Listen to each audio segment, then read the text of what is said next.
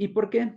Bueno, de igual manera, yo hice mi maestría en San Luis Potosí y en esos años, que era 2013, 2014, ahora mismo no recuerdo bien, salió una reforma en donde lo que se proponía era que la conformación del OPLE, que se llama el Consejo Estatal Electoral y Participación Ciudadana de San Luis Potosí, fuera ahora por personas que no necesariamente requirieran ni expertise, ni estudios previos, nada, sino que fuera cualquier persona en uso de sus derechos políticos.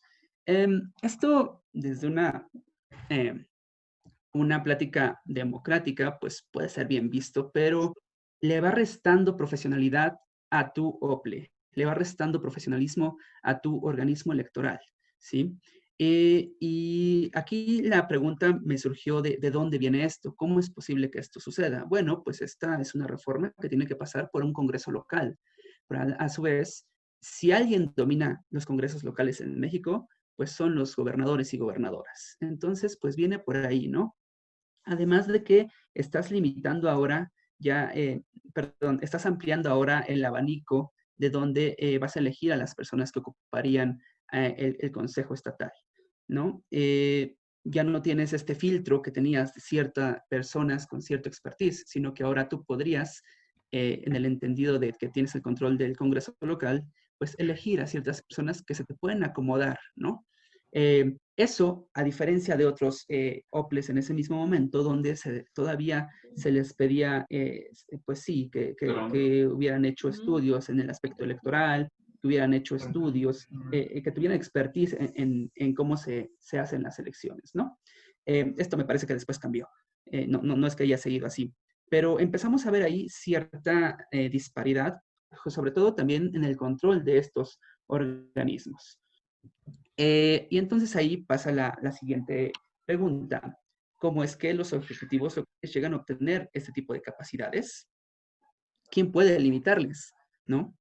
Y esas fueron como que las ideas primigenias. Esta posteriormente se convertiría en variable independiente, que más adelante voy a profundizar en cómo quedó a final de cuentas. Bien, ahora pasamos a la cuestión de la justificación. ¿Por qué es necesario, por qué es pertinente llevar a cabo esta investigación? Bien, primero que nada, porque como nos lo dice bien O'Donnell, las reformas políticas nacionales no se aplican uniformemente. Es decir, a pesar de que en México todas estas profundas reformas que llevaron consigo la transición política en el nivel país, es decir, las del 97, perdón, las del 77, las del 86, las del 91, las del 93, 94, 96 y las posteriores al año 2000, no significa que lo que dijeran estas reformas se aplicaría uniformemente en todo el país. Y esto principalmente porque pues tenemos un sistema federal y cada estado va definiendo la profundidad y la temporalidad en que aplican estas reformas, ¿sí? Entonces, lo que trato de hacer es evidenciar que la dinámica nacional pues puede ocultar escenarios críticos subnacionales, donde puede haber una brecha en el acceso a derechos y libertades democráticas al interior de un país. Es decir, estados donde pues no te dejan competir tan libremente, los medios de comunicación están cooptados, donde la disparidad de gasto entre unos y otros candidatos es muy amplia, u otros estados donde ya es muy normal que existan alternancias, que tú compitas por un puesto y que inclusive existan mecanismos democráticos como el referéndum y las iniciativas ciudadanas, e incluso hasta se refleja con un alto porcentaje de participación. ¿Cómo es posible que esto suceda todo al interior de un país? Y bueno, esa fue mi intención de evidenciar esto. La delimitación del espacio y tiempo. Este aspecto es básico ya cuando haces tu investigación, porque pues no tiene que salir solo de tu interés, ¿no? Aunque en este caso, pues quiero decir que sí me esforcé mucho como en identificar por qué México podría ser un caso especial para investigar, pero caer en esa encrucijada podría haber sido muy peligrosa porque entonces estarías forzando, ¿sí? Básicamente yo escogí las unidades subnacionales mexicanas porque, por un interés que yo traía desde antes, porque ya había trabajado en el espacio subnacional desde antes, pero lo que sí puse muy claro es que los resultados puedan viajar a cualquier país democrático y con organización federal. Y creo que eso se cumplió plenamente. Eh, para que puedan viajar a países con una organización centralista, también se puede, pero es necesario hacer algunos ajustes en las variables, en la conformación de las variables, porque no es lo mismo y ahí puede cambiar algunas cosas. Ahora bien, el tiempo, que es 2000-2018. 2018, pues porque era los datos más cercanos que pude haber recopilado. El 2000, ¿por qué? Bueno, en las dos variables, el año 2000 es clave. En la cuestión de la democracia, pues la literatura considera el año 2000 como la culminación de la transición en México, ¿no? Después de que se dio la alternancia a nivel federal y de que el partido, el viejo partido dominante, pues 3 años antes hubiese perdido la mayoría en el Congreso, en la Cámara de Diputados. Y el año 2000 también es importante para la cuestión del poder de los ejecutivos locales. ¿Por qué? Bueno, a raíz justo de la alternancia se culminó con el llamado presidencialismo mexicano y muchas de esas características fueron absorbidas por los ejecutivos locales. Además de que este ejecutivo federal fungía como un contrapeso, quizá muy informal, sí, pero a final de cuentas sí paraba un poco muchas actividades de los ejecutivos locales. Ya no existía ahora. Y bien, culminamos con la importancia de este trabajo en dos citas. La primera es lo que nos dice Jonathan Fox, que si los enclaves autoritarios locales persisten, la consolidación democrática a nivel nacional puede estar en peligro. ¿Qué significa esto? Pues que de nada sirve que hacia afuera como país, nos vanagloriemos de que somos ya una democracia, quizá un poco defectuosa, pero al final de cuentas democracia, si al interior hay lugares donde aún se siguen conservando prácticas autoritarias, ¿sí? Y la segunda es que si la mayoría de las unidades subnacionales de un país están más cercanas a un régimen autoritario, estas pueden cooptar el sistema político nacional. Esto nos lo dice Inga Saikonen en su estudio en Rusia. Y bueno, yo al final pongo una más, que es acerca del valor de la democracia. ¿A qué voy con esto?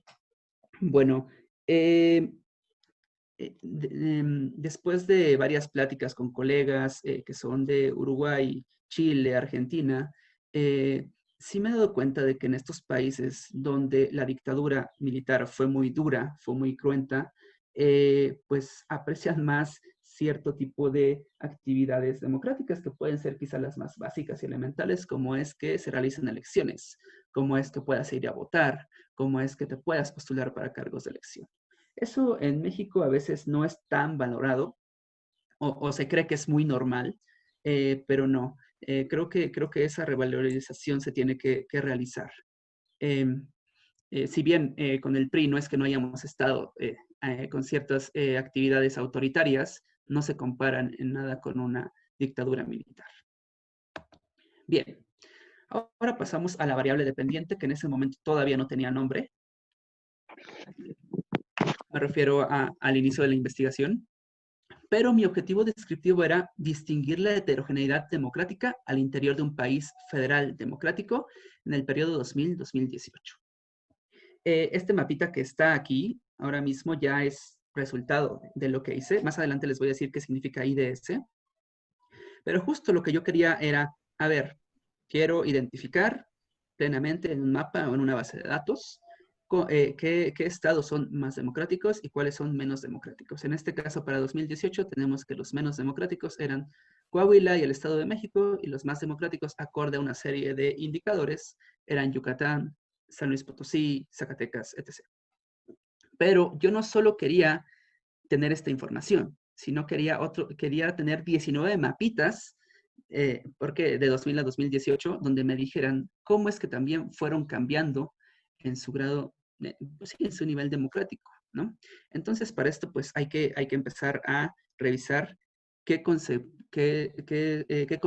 puede reflejar esto. Entonces, ahora nos vamos a la identificación conceptual.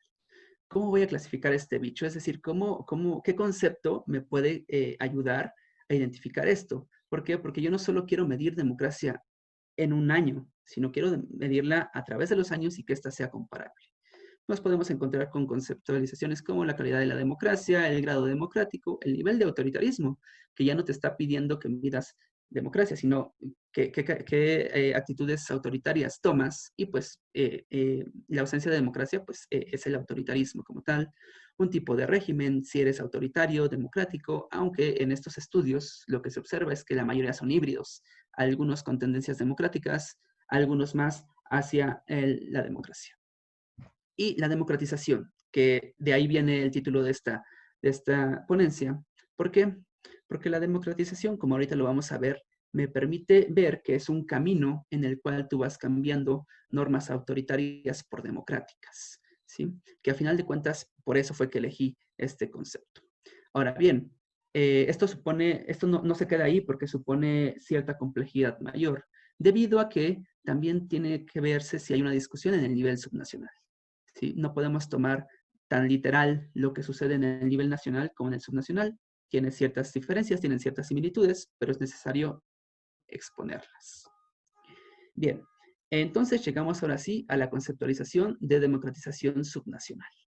Eh, Voy a pasarme un poco rápido este apartado, no porque no sea importante, sino que inclusive requiere su propia ponencia, que esto sí ya lo he dado en otras ocasiones, pero si queda algún tipo de duda, con gusto regresamos al final. Bueno, cabe mencionar que para llevar a cabo la conceptualización me auxilia de lo que dice Gary Gertz respecto a que para hacerlo necesitas tres niveles. El nivel abstracto, donde pones las características que tú quieres ver en un concepto. Las dimensiones constitutivas. Cuando existen este número de características, está el concepto. Cuando no, no está. Y también, ¿qué hay en medio? Y la operacionalización, es decir, ver estas características ya en el plano empírico. Bueno, entonces, como les decía, la conceptualización de democratización subnacional la podemos ver en el cuadro que está a la izquierda, donde observamos que la democratización estaría plasmada en las flechas en la parte inferior. Es decir, un caso hipotético que en un número determinado de años va moviéndose, pero no siempre se va moviendo rumbo a la democracia, digámoslo. Puede haber periodos en donde tenga ciertos retrocesos, en la que retome algunas actitudes autoritarias, pero a final de cuentas vuelve a retomar. Y eso es porque esa es la democratización. Como les había dicho, es el proceso en el que tú vas cambiando normas autoritarias por democráticas. Es complejo porque se tienen que dar ciertas condiciones, es dinámico, es decir, a veces aplicas características democráticas, a veces otras autoritarias, y es a largo plazo, es decir, lo tienes que ver en un amplio periodo, porque si no te puedes ir con la finta de que hubo un retroceso, pero al final de cuentas no sucedió. Ahora bien, ya que identifiqué eso, ahora nos toca ir a ver cómo vamos a identificar esta democratización, qué características le vamos a dar, que eso está en el cuadro de la derecha. Toca aquí también hacer una clarificación de qué entendemos por autoritarismo, por democracia, que hay muchas concepciones de democracia y bueno, quiero decirles que todo esto está plenamente justificado. Si alguien tiene interés en ahondar, tengo ahí un artículo que publiqué en la Revista Legislativa de Estudios Sociales y de Opinión Pública, donde justamente está plasmado esto. Ahora bien, pasamos a la operacionalización. ¿Cómo vamos a medir democracia? Pero no democracia quizá de una forma en la que muchos otros u otras la han medido, sino que queremos características que podamos observarlas del 2000 al 2018 y quizá posteriormente, y que pues sí, nos reflejen cómo van variando los casos a lo largo de este periodo. Quiero decir que tampoco es que haya descubierto el hilo negro, ni mucho menos. Ha habido muchos otros índices que han medido esto, pero que el punto no es que nos sirvan, sino que su objetivo es encontrar pues otras características, otros conceptos Y de ahí que diseñé este. Por ejemplo, tres índices que pudieron haber servido también es el índice de desarrollo democrático, pero este índice agrega también características de cuestiones de resultados económicos, sociales. Desde la conceptualización que yo formé, creo que eso queda un poco de fuera. No es responsabilidad propia de una democracia. El índice de democracia subnacional de Agustina Giraudi es muy bueno. De hecho, retomé varias de los indicadores que ella utilizó en este índice que yo hice, aunque su objetivo era identificar tipos de regímenes híbridos subnacionales, dos en específico, que es el burocrático y el parlamentarismo, el patrimonialismo, perdón. Y el índice de poliarquía que hizo la doctora Caroline Beer y Mitchell, que es muy bueno también, pero solo retoma aspectos de lo que aquí en la tabla podrían ser de democracia mínima. Una de las cuestiones que también me interesó fue que no solo quedara en eso. ¿Por qué? Porque la mayoría de los índices solo refleja eso. Yo quería también que se agregaran aspectos del ejercicio de poder. Bueno, igual, no voy a... bueno, quiero mencionarles que cada indicador y el peso de cada indicador también está plenamente justificado. Si bien aún no he publicado nada formalmente sobre esto, hay un texto que es base, que es este, el de democratización subnacional en México.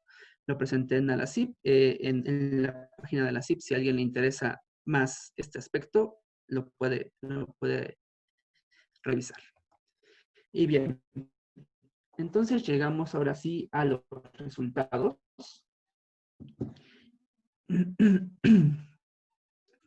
Llegamos a los resultados y podemos observar que em, ahora sí, pues mi interés primigenio, ¿verdad? Podemos observar que los estados varían, ¿no? Podemos observar cómo el nivel democrático de los estados va cambiando a través del tiempo, pero quiero que nos centremos en la gráfica del centro, que es la media, y donde podemos observar justamente cómo de forma general y en promedio hay una ligera tendencia ascendente. Bien, ahora pasamos a la a la variable independiente. Pero antes de profundizar en ello, quiero pasar rápidamente por las de control, es decir, no solo podemos tomar en cuenta pues, lo que nosotros pensamos que es la explicación, sino que también es importante observar cómo se ha explicado en la literatura a la democratización subnacional. En este sentido, tenemos varias vertientes. La primera es la teoría de la modernización, es decir, en el rezago social y el desarrollo económico. ¿Esto qué significa? Bueno, según el trabajo de Somoano, nos dice que en la presencia de índices de marginación altos, pues la democracia no se llega a desarrollar. En la cuestión del desarrollo económico, nos dice que en la presencia de un mayor desarrollo económico, pues los índices democráticos tienden a aumentar. La cuestión de las transferencias fiscales federales. Esto es de Carlos Gervasoni, es un investigador de Argentina, que también inclusive hizo su propio índice de democracia. Pero, y lo que él nos refleja es que en la presencia de altas transferencias fiscales federales que no le cuestan a los estados, entonces la democracia tiende a disminuir. Esto debido a que con esos fondos pueden financiar cuestiones como prácticas clientelares, como dádivas, etc. La violencia, esto viene de las zonas marrones de O'Donnell, donde nos dice que no hay ni efectividad ni presencia del Estado, y entonces pues otros grupos tienden a ocupar estos lugares, y entonces suelen presentarse problemas como amenazas o inclusive hasta asesinatos con el fin de que alguien no se presente, ¿sí? A concursar por una candidatura. Y el contagio, básicamente es que si un Estado empieza a implementar normas democráticas y le va bien, pues los vecinos dicen, ah, yo por qué no, ¿no? Y por último, las capacidades del gobernador y gobernadora, que tampoco es que sea un tema tan nuevo, sino que ya ha existido desde antes. Pero aquí el punto es qué consideraban como capacidades del gobernador o gobernadora, que principalmente eran las que recogía desde su territorio. Como veremos, yo lo que le agrego y le doy mayor importancia es a lo que sucede también fuera del mismo territorio. Entonces, el primer objetivo descriptivo de la variable independiente también es distinguir el grado de poder de los ejecutivos locales. Así como está en el mapita, también requeriría de 19 mapitas que me mostrarán justamente esto. Bien, entonces entramos a la conceptualización del poder del gobernador y gobernadora. Quiero recalcar que también retomo lo que ya había hecho en la variable dependiente respecto a el diseño, la construcción multinivel de un concepto. Ahora bien, ¿en qué radica el poder de los ejecutivos locales? Esa es como la primera pregunta que me hago. Y bueno, retomando la conceptualización de Pasquino, nos dice que el poder político tiene 4 elementos constitutivos. Es relacional, es decir, A influye en B, C o más. Es intencional, es decir, esta influencia está claramente marcada o quizá no, también, porque también puedes decidir que no esté marcada, pero es tu decisión. Se basa en recursos, como puede ser el mercado, la asociación y el Estado, y su magnitud depende de contextos, informal o formal, es decir, algunos pueden estar plasmados en normas, en leyes, y otros no. Ahora bien, yo retomo estas dos últimas cuestiones de recursos y contextos para definir cuándo un gobernador tiene poder y cuándo no. Los contextos, como ya los vimos, son el formal y el informal, pero los recursos, porque las capacidades pueden provenir del espacio local, pero también pueden provenir del federal. En la siguiente diapositiva vamos a ver cómo es que pueden provenir del federal. Y hago estos cuadrantes que más adelante me servirán para hacer el índice de poder de gobernador. Ahora bien, tampoco estoy descubriendo el hilo negro. Ya ha habido otros índices que aquí se los pongo en la tablita. Sin embargo, no todos habían considerado tanto los recursos como el contexto en la forma en la que yo lo estoy considerando. A excepción de el índice que hizo Lucas González en 2013, donde sí retoma tanto los recursos locales y federales como los contextos formal e informal. No obstante, el recurso federal que retoma, es solo un indicador y este pesa muy poco en su indicador final, en su índice final. Y yo sí le voy a dar mayor peso. Igual, no voy a ahondar tanto en la forma en que se construyó esto. Si a alguien también le interesa más adentrarse en el poder de los gobernadores, este es un artículo que se publicó en la revista Colombia Internacional el año pasado, donde ahí viene más profunda esta discusión.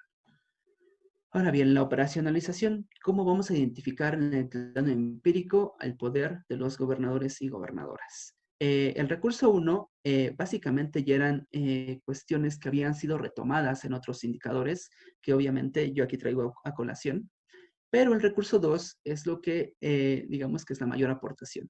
Si bien ya en el índice de Lucas González lo que él puso fue si eran del mismo partido el presidente y el ejecutivo local, bueno, yo le ahondo también, digamos que los votos que representa cada entidad, porque eso es importante, y además la influencia que puede, o el respaldo que puede tener desde la Cámara de Diputados y la Cámara de Senadores. ¿Por qué esto es importante para los gobernadores? Bueno, si tu partido es mayoría, pues desde ahí te pueden impulsar también en algunos aspectos muy específicos. Por ejemplo, en la Cámara de Diputados se aprueba el presupuesto. Qué mejor que tengas ahí un lobby que te esté defendiendo y que además, si los diputados de tu estado también son de tu partido, pues también eso aporta a tu fortaleza. Y en la Cámara de Senadores, porque en la Cámara de Senadores tienen la facultad de desaparecer los poderes en los estados. Bien, y ya para terminar con este punto, aquí tenemos ahora sí una muestra de cómo podemos observar que también los gobernadores pues van cambiando su poder como tal. Principalmente esto se debe a que los cambios políticos dan y quitan poder.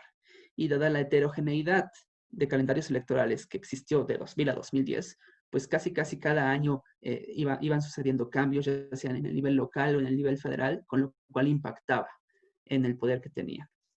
Ahora bien, si nos vemos en el recuadro del medio, que es la media, pues vemos que una ligera tendencia hacia la disminución del poder de los ejecutivos locales en México. Bien, ahora pasamos al apartado metodológico. Esto no significa que tuve que haber hecho todo esto para al fin pasar a esto, sino que ahora ya que sabemos todo lo anterior, ahora podemos establecer bien los objetivos ya que requerimos. En primer lugar, es establecer en qué medida el grado de poder de un gobernador o gobernadora influye en la democratización de una unidad subnacional.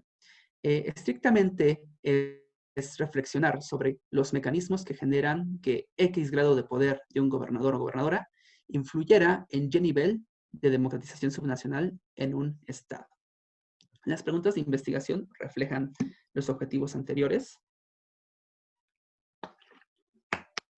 Y entonces, mi hipótesis es que el grado de poder influye de forma significativa, el grado de poder de un gobernador o gobernadora influye de forma significativa en el proceso de democratización subnacional debido a que las capacidades que sustenta ese poder le dan mayor o menor margen de interpretación o reinterpretación de las normas democráticas. En este sentido, un gobernador fuerte que tiene mayores capacidades estratégicas se relaciona con periodos de retroceso en el proceso de democratización subnacional, es decir, debilita a la institución democrática. Recordemos que la democratización es dinámica, ¿no? A veces tiene periodos donde se implementan mayores características democráticas, hay periodos en los que se quitan. Y debido a que estas normas representan limitantes a sus decisiones, pues entonces por eso es que debilita a los contrapesos. Pero a ver, antes de pasar a explicar en mayor medida esto, quiero vincularlo con la teoría del cambio institucional. Espero no confundirles porque nos vamos a desviar solo en esta diapositiva y en la otra ya regresamos como tal. El cambio institucional existe en dos escuelas. La primera es que las instituciones son algo permanente, donde el cambio es súbito, es decir, por agentes exógenos. Por ejemplo, una pandemia, ¿no? Llegó de fuera, nos movió todo el sistema político. Pero también está la otra escuela, donde las instituciones son dinámicas, es decir, el cambio es permanente, pero mínimo y es producto de agentes endógenos, es decir, se da dentro del mismo sistema político. En este caso, yo me adhiero a la segunda escuela. ¿Por qué? Porque la democratización refleja cambios en la aplicación o abandono de normas democráticas. Es decir, hay un cambio institucional como tal que se va haciendo, pero que desde mi perspectiva esto es gradual. Ahora bien, para explicarlas desde una macroteoría, retomo el trabajo de Mahoney y Tellen, que es el enfoque distribucional de cambio gradual, donde dice que este se va a dar en la presencia de tres ingredientes. Una agencia, que en este caso sería la gubernatura, el poder de esta agencia, que como pudimos ver, eso varía dependiendo de cada estado, y la ambigüedad, que en este caso es a lo que yo me refiero, como la interpretación o reinterpretación de las normas de la institución cambiante por el actor que encarna la agencia. Es decir, qué hace un gobernador o gobernadora respecto a la institución democrática de su estado. Entonces, regresamos ahora sí a la hipótesis. El cambio en la democratización subnacional se explicaría por lo que un ejecutivo local puede hacer con las normas democráticas de su estado, ¿sí? Entonces aquí lo importante es saber qué contrapesos tiene en el nivel local y también qué contrapesos tiene a nivel federal, ¿sí? Si un gobernador tiene gran poder a nivel local e influencia a nivel federal, entonces este va a ser un gobernador muy fuerte o gobernadora muy fuerte, ya que no cuenta con contrapesos efectivos. En este caso, ¿cuáles serían? Si tiene el control en el Congreso local, nadie le va a parar ningún tipo de ley que quiera que pase. Si tiene los suficientes recursos, sobre todo si provienen de asignaciones federales, pues a él no le cuesta recaudar. Además, si es parte de una élite local, bueno, esta élite local, todas las entidades tienen élites locales. Si no eres parte de ella, pues entonces tienes cierto contrapeso ahí político. Pero si eres parte de la misma, pues no lo tienes. Pero además, si eres del mismo partido del Ejecutivo Federal, bueno, ahí hay una relación. Y además, en el legislativo, tu partido tiene mayoría, bueno, Como resultado de este escenario, se observaría un debilitamiento en las normas democráticas de su entidad. Cabe mencionar que todo esto lleva cierta condescendencia a la intencionalidad del individuo. Esta investigación profundizaría aún más. eh, Eso está, digamos que es un plan a futuro, que no sabemos cuándo vaya a suceder, pero se profundizaría aún más si se hiciera justamente entrevistas a los ejecutivos locales. Saber si en verdad era su intención debilitar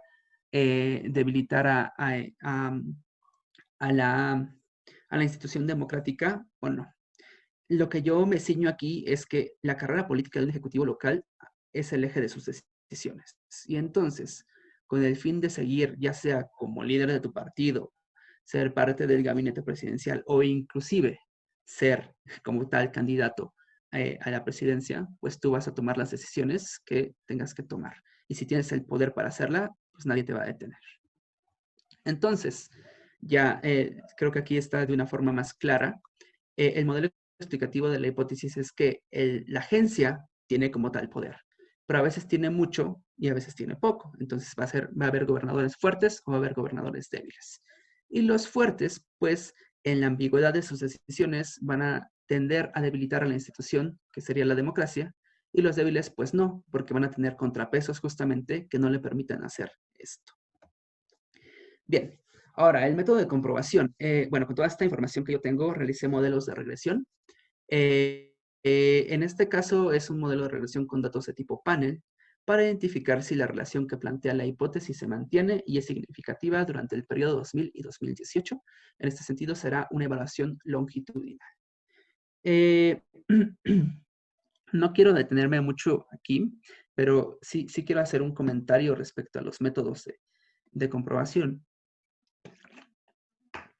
Principalmente porque creo que está en boga esta discusión de qué es mejor, si un método cualitativo, si un método cuantitativo, pero creo que todo esto se va definiendo tanto en el alcance de tu investigación como también los datos con los que cuentas. A veces, muchas veces no cuentas con los suficientes datos, entonces te tienes que ir por el método que te permita validar la información que tienes con lo que logras obtener. Entonces, creo que ahí eh, es importante tomar en cuenta esto y también que, pues, los métodos no es que se contrapongan, ¿no? Sino más bien, yo creo que en conjunto fortalecen mucho la investigación. Como les dije, la investigación quedaría aún más explícita si se hicieran entrevistas a gobernadores y gobernadoras, pero bueno, los tiempos y los recursos también a veces no son los que uno quisiera. Eh, Ahora bien, a continuación les voy a presentar dos modelos de regresión, pero eso tampoco significa que son los únicos que hice. Si supieran el número de modelos que se tuvo que realizar para llegar justamente a esos, ¿por qué? Porque hay que ir pasando por muchas pruebas, como son la multicollinealidad, heterogeneidad, autocorrelación, heteroscedasticidad, y al final también encontrar cómo el modelo que te genere los coeficientes más confiables posibles, que en este caso es el modelo de errores estándar corregidos para panel. Antes de presentarles eh, los modelos, quiero que veamos esta gráfica de dispersión, en donde básicamente estamos cruzando la información de democracia subnacional, democratización subnacional y poder del gobernador. A ver, antes de seguir, dentro de estos múltiples modelos que tuve que realizar, pues también crucé los datos de democratización subnacional con unos subíndices que yo realicé justamente de la conceptualización de poder del gobernador y gobernadora, donde solo identifiqué aspectos específicos para hacerlos como más precisos y dije, igual y en una de esas, uno de estos subíndices tiene mayor significancia, ¿sí? Respecto al índice general. En este caso solo fue uno, que es la influencia federal del gobernador. Los otros abarcaban el poder local del gobernador, el poder formal y el poder informal. ¿Sí? Entonces, lo que quiero que veamos aquí es estos son puntos. Estos puntos reflejan cuando los gobernadores y gobernadoras eran fuertes y podemos ver que tenían un bajo nivel de democratización.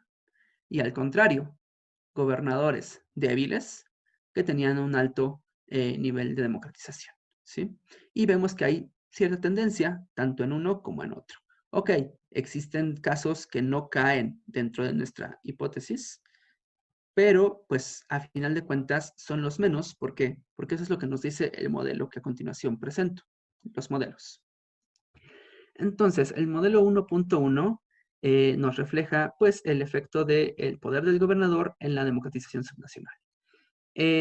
Lo que podemos ver aquí es que hay una relación muy significativa, a 1% de 0.01 de significancia, es decir, solo tenemos el porcentaje de error que podemos tener con esta relación es menor al 1%. Aunque la R cuadrada es de 0.15 y es poca, este dato es muy significativo. Ahorita vamos a dar la interpretación a este punto 20. Y en el modelo 1.2 es donde ponemos a la variable independiente, que es la influencia federal del gobernador. La influencia federal del gobernador se compone justo de todo este apoyo que recibe el gobernador, gobernadora, desde el espacio federal. De igual manera, es muy significativa y la R cuadrada no se modifica en absoluto. Ahora bien, ¿qué significan estos numeritos? Bueno, al final de cuentas, un modelo de regresión lo que trata de hacer es un modelo de predictibilidad. Entonces, el modelo 1.1 propone que el poder del gobernador o gobernadora influye en la democratización subnacional y que esta relación se mantiene entre 2000 y 2018. Y el numerito significa que cuando en un estado se incrementa un punto en el poder del gobernador, la democratización subnacional disminuye en 0.20. De ahí que sea menos 0.20, ¿sí? Y el modelo 1.2 solo cambia ahora la variable independiente, y lo que nos dice es que cuando en un estado se incrementa un punto en la influencia federal del gobernador o gobernadora, la democratización subnacional disminuye en 0.14. Y bueno, ya pasamos a lo último, que serían las conclusiones generales. Parecería una obviedad, pero las gráficas donde muestro que se va cambiando la democratización, pues es una idea que muchos o muchas tenemos, pero el punto es cómo lo reflejas, cómo lo evidencias, ¿no? Entonces, la primera conclusión es que el proceso de democratización subnacional es dinámico, lo pudimos ver, y se puede observar que existe una ligera tendencia general ascendente, es decir, que la mayoría de las entidades de la República tiende a implementar mayores características democráticas. La segunda es que el poder de los ejecutivos locales mexicanos es variable, pero existe también una tendencia hacia el descenso en promedio. De hecho, bueno, ya también será parte de un trabajo a futuro la actualización, pero justo después de la entrada del actual presidente, la mayoría de los gobernadores y gobernadoras perdieron poder. Y también un aspecto muy importante es que se deben de retomar tanto los recursos locales, pero también los nacionales, porque estos también influyen en el poder, en las capacidades de los ejecutivos locales. Y bueno, digamos que la mayor conclusión sería que la presencia de ejecutivos locales fuertes genera un debilitamiento en las normas democráticas. Con ejecutivos débiles esto no sucede. Y acorde a los modelos estadísticos realizados, no hay evidencia que señale lo contrario. Ahora bien, ¿cómo se interpretarían los mecanismos causales? Ya para terminar y que esto quede un poco más claro. Bueno, por desgracia, lo que observamos es que los gobernantes fuertes o muy fuertes, pues debilitan a las democracias, aunque estas mismas son las que les permiten acceder a su puesto. ¿Esto por qué? Bueno, por la ausencia de contrapesos hacia los ejecutivos locales, y ya que por un lado genera su fortaleza, pero por otro también se genera un debilitamiento en la institución democrática. En este momento, las dos fuentes principales de contrapeso es el nivel local y el nivel federal. Entonces, si en el nivel local tú controlas el legislativo, puedes ejercer veto de bolsillo, obtienes recursos federales que no te cuesta recaudarlos, además la composición política de los ayuntamientos te favorece, porque muchas veces también tu gobernador o gobernadora, el principal contrapeso que tienes es el presidente municipal de tu capital, cuando son distintos partidos. A veces eso no sucede. Y además eres parte de la élite local, bueno, eso significa que tienes el control pleno en el nivel local. Pero además, si desde el nivel federal tienes una relación partidaria con el Ejecutivo Federal y además tu partido tiene mayoría tanto en las cámaras de diputados y senadores, pues es difícilmente habrá alguien que te pare en las decisiones que vas tomando. Esto también es importante, el peso de la entidad que se gobierna, porque nos guste o no, el hecho de que tú gobiernes estados como el Estado de México, Jalisco o Nuevo León, pues siempre te dará mayor protagonismo a que si gobiernas Tlaxcala, Colima o Aguascalientes. Y eso impacta también a la hora de medir el poder que tienen los ejecutivos locales. Y bueno, solo recordar la condescendencia que hay en el actor del individuo, que todo esto es bajo el supuesto de que los ejecutivos locales lo único que buscan es también fomentarse una carrera política. Y bueno, hasta aquí sería mi presentación. Muchas gracias, maestro, por su presentación del día de hoy. Si alguien tiene alguna duda o algún comentario para el maestro, por favor, escríbanlo en el chat para que podamos irlo leyendo.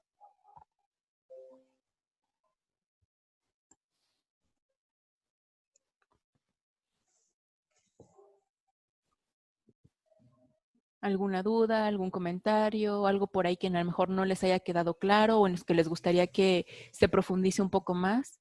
Aprovechemos ahorita antes de que se nos vaya el maestro, ahorita que lo tenemos aquí.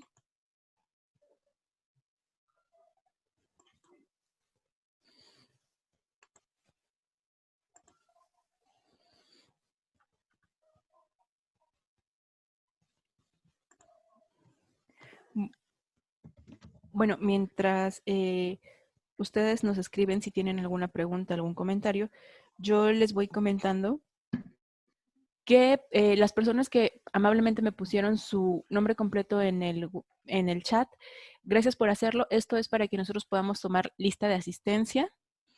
Y bueno, hace rato les comentaba que esta es la tercera, conferencia de nuestro ciclo de conferencias miércoles en las ciencias sociales y humanidades correspondiente al trimestre 20I. La siguiente semana, como su nombre lo dice, el miércoles, vamos a tener la conferencia Benito Pérez Galdós, portavoz de la España decimonónica a 100 años de su muerte, impartida por la maestra Alma Mejía González. Va a ser igualmente a las 14 horas. Por si alguien quiere inscribirse, pues por favor mándenme un correíto para que les pueda dar el link de acceso. Pues aquí hay una pregunta. ¿Qué era la democratización? Se confundió un poquito Josué Henares y nos está preguntando eso. Sí, claro. Bueno, a final de cuentas, la democratización es este proceso mediante el cual se van cambiando normas autoritarias por democráticas. Este proceso es complejo, ya que se deben de dar ciertas características, ciertos escenarios para que justamente se pueda dar este cambio, pero además es dinámico, es decir, muchas veces tanto pueden darse mayores características democráticas, pero a veces estas se pueden retirar, es decir, pueden regresar algunas características autoritarias. Pero además lo importante es que esto solo se ve en el largo plazo. Esto es debido a que, justo para no confundirnos con otros procesos como se pueden encontrar en la literatura, la desdemocratización, las regresiones. ¿Por qué? Porque en efecto puede haber ligeras regresiones, pero eso no significa que eso ya sea una tendencia a la desdemocratización. Más bien, eso puede ser solo un lapso en la cual justamente hubo un gobernante fuerte o pudo haber existido otra cuestión, pero que años después o periodos después esto se retoma y vuelven a implementarse características democráticas nuevamente. Mónica nos pregunta, ¿detectaste cambio o influencia del crimen organizado en los resultados de la democratización? Ok, según los modelos que realicé, porque justamente ahí metí la variable de control, que fue la violencia, que fue la incidencia, me parece la incidencia delictiva, que fue lo que retomé, porque justamente es lo que es el dato que se retoma para poderlo ligar con lo que sucede en el nivel local. Podemos retomar incidencia delictiva del fuero federal, pero eso ya estaríamos como complicando un poco porque eso le toca justamente a la federación. Los resultados que se obtuvieron no fueron significativos, no se ve que al menos en la incidencia delictiva del fuero común tenga efecto en los niveles democráticos. Aurora nos pregunta, ¿podríamos hablar de una influencia fuerte por parte de los gobernantes debido a alguna relación con el narcotráfico? ¿Cómo podríamos explicar la relación entre gobernantes, narcotráfico y democracia? Bueno, ese tema es como un tema tabú porque justamente se ha querido abordar desde muchos puntos de observar cómo el narcotráfico puede debilitar también la institución democrática. No obstante, creo que ha sido un poco complicado, sobre todo por cuestiones de seguridad. Si bien uno recopilaría datos desde aquí, desde el centro, muchas investigaciones antropológicas que se han ido justamente para allá a recopilar datos más en específico de cómo esto influye, pues ha sido difícil. Quizá lo que podría hacerse a futuro, eh, que, que esto no lo realicé yo, es justamente delimitar en aquellos estados que sí están siendo muy azotados por la violencia del narcotráfico, ir viendo qué, qué características, qué actividades que no son democráticas se van implementando para ver en qué medida también ahí encontrar algún tipo de relación con los efectos del narcotráfico. Ahora bien, eso a su vez tiene que ser comparado con estados donde esto no está sucediendo y así poder ver la diferencia entre ello. Ya que ese no fue como mi objetivo principal, pues yo solo lo dejé en la cuestión de violencia que se debería de atender desde los estados. No me metí más allá en cuestiones que tienen que ver con la federación. Javier nos dice, estimado Antonio, buen ejercicio. Ay, un segundito, por favor. Estimado Antonio, buen ejercicio. ¿Cómo mides si hay buena relación o no entre el gobernador y el presidente, más allá de que pertenezcan al mismo partido? Bueno, como lo mencioné, eh, eh, se requeriría de una entrevista directa con los gobernadores o gobernadoras para justamente identificar ciertas tendencias, identificar si en realidad querían debilitar a la democracia, cómo era su relación con los ejecutivos federales. Si bien es cierto que no todos los ejecutivos locales se llevan bien con el federal, a pesar de que sean del mismo partido político, el presidente no se puede arriesgar a perder influencia, no se puede arriesgar a perder este territorio donde justamente, como se ha visto muchas veces, estos gobernadores ya rumbo al final de su mandato tienden a hacer coaliciones a veces con otros partidos políticos y eso pues va mal. Entonces, de ahí me agarro para suponer esta relación que inclusive el propio Lucas González, que es de donde yo lo retomé, pues lo pone como un aspecto muy importante.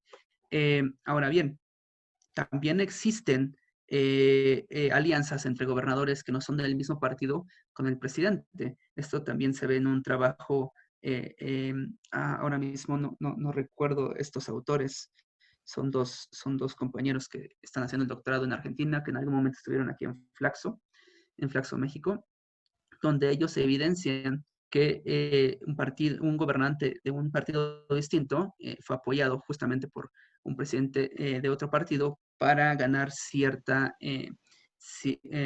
pues sí, cierta aceptación. Ahora bien, también hay un trabajo me parece que era Calvo, donde menciona que a pesar de que existan estas alianzas, pues siempre la identificación partidista va a pesar. Aunque a ti no te caiga bien ese gobernador, tu presidente no te cae bien ese gobernador, pues tú no lo puedes dejar a la deriva. Siempre va a haber un apoyo más marcado en comparación con el resto de los gobernadores y gobernadoras de otras opciones políticas. Jorge nos escribe, buena tarde, me gustaría conocer su opinión sobre el impacto que tendrían en el poder de los gobernadores la integración de las autoridades electorales locales, ya que uno de los argumentos de la reforma 2014 fue que se debía eliminar la injerencia de los gobernadores en los institutos locales, que eran instancias a modo. En efecto, de hecho, quizá no está ahí del todo reflejado. Pero a ver, la designación de las instancias electorales tiene que pasar por los congresos locales.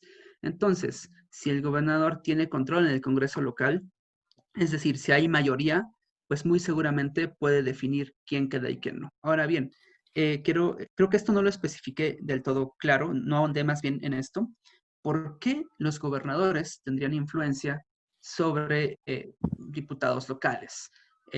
Bueno, una de las características que justamente pasaron del presidencialismo mexicano a los ahora gobernadores y gobernadoras es justamente la designación de candidaturas, ¿sí? Eh, Hoy en día, bueno, hasta hace unos años, pues el gobernador o gobernadora en turno, pues se convirtió en el jefe político del estado. Y él es, quizá no ahora es que tengan que palomear a todas las candidaturas, pero más bien, si a alguien no le cae bien o a alguien no quiere que se presente, pues justamente utilizan esa potestad. Entonces, tú, diputado local, difícilmente puedes manejarte de una forma independiente. Y entonces, pues sí, por lo general siempre hay este tipo de relaciones informales. Esto también se logra observar en un trabajo que hace Joy Langston acerca de los gobernadores y sus diputados. Em, y ahora bien, eso, así como sucede en el nivel local, también sucede con los diputados a nivel federal que son de su propio partido político, pero también en la Cámara de Senadores. Si nos fijamos, muchos de los candidatos a la gobernatura salen del Senado de la República. Y por lo general, esto tiene que ir con la anuencia, en este caso, del gobernador en turno, si es que son del mismo partido político. Nos pregunta Pedro, ¿la gobernabilidad de AMLO tiene tiene algo diferente en comparación de los presidentes anteriores? Bueno, a ver, primero que nada, bueno, mi tema no es como tal de gobernabilidad, que la gobernabilidad es la capacidad en que puedan como mantener las cosas pues tranquilas para poder ir tomando decisiones. Este, Me dice que es en comparación, ¿verdad? Así es, No sé si me puedes repetir la pregunta. claro que sí. Por- ¿La gobernabilidad de AMLO tiene algo Ujú. diferente en comparación de los presidentes anteriores? Muy bien. Pues básicamente que mucho de lo que ha soportado que a AMLO no tenga, digamos que muchas manifestaciones de gran impacto, es todavía el bono democrático que tuvo respecto al porcentaje de votación por la cual llegó al poder. No obstante, este bono democrático se está desgastando día con día y no sería raro encontrar después del 2021 mayores muestras en donde pues esto empiece a tambalearse. La siguiente. ¿Observaste alguna influencia del posicionamiento personal de las gubernaturas para impulsar reformas democratizadoras en sus estados? Es decir, si su carisma con independencia de que tuvieran mayoría o no en los congresos tuvo algún impacto. No pude, en este momento no pude observar eso. Justamente me ceñí más a datos que estuve recopilando respecto a lo que había alrededor de lo que constituía justamente su poder. A eso es a lo que me refiero con la condescendencia. ¿Por qué? Porque justamente soy condescendiente en el hecho de que no sé bien a bien si querían o no querían impulsar reformas democratizadoras, ¿sí?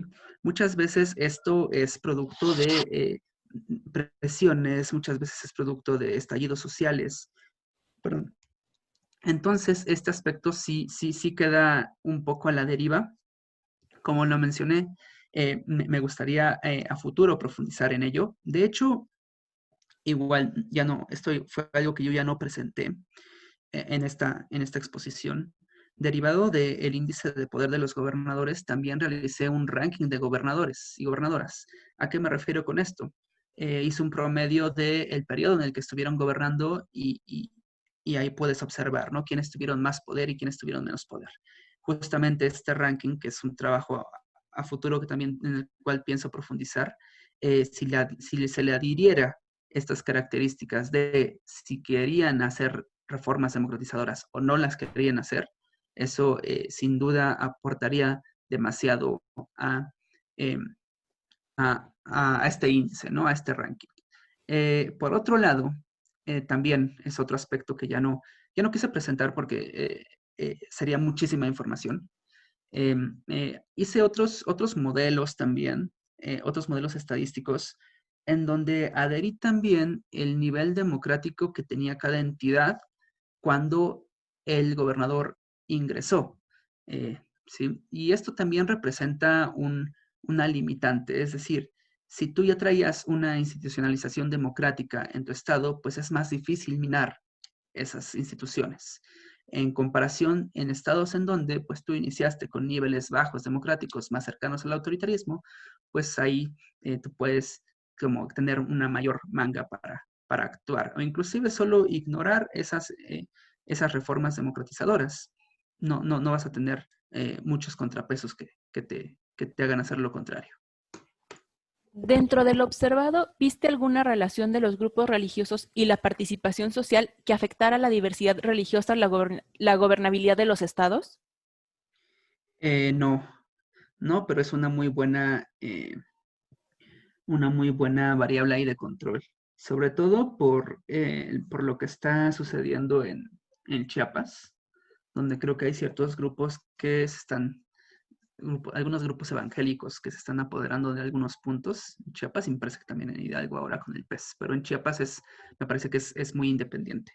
Pero no, sería muy bueno ver qué sucede con eso, pero sobre todo también tener acceso a ese tipo de información, ya sea en al menos un año determinado, pero en todos los estados, para ver qué sucede con esa relación. ¿Alguien más tiene alguna pregunta o algún comentario para el maestro?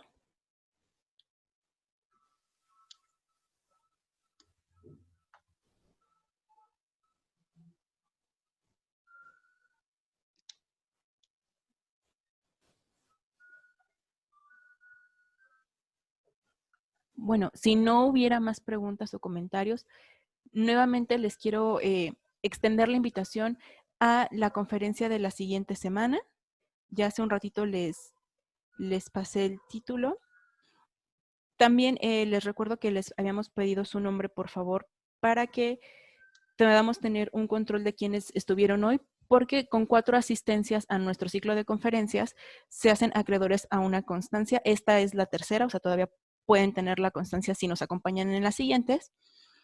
Les agradezco a todos y a todas por estar aquí, pero en especial quiero agradecer al maestro José Antonio Sevilla por habernos regalado un momento de su tiempo y compartir toda su experiencia y todo su aprendizaje con nosotros.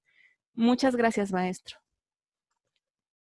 Muchas gracias, también les agradezco a todos por su asistencia a esta conferencia virtual.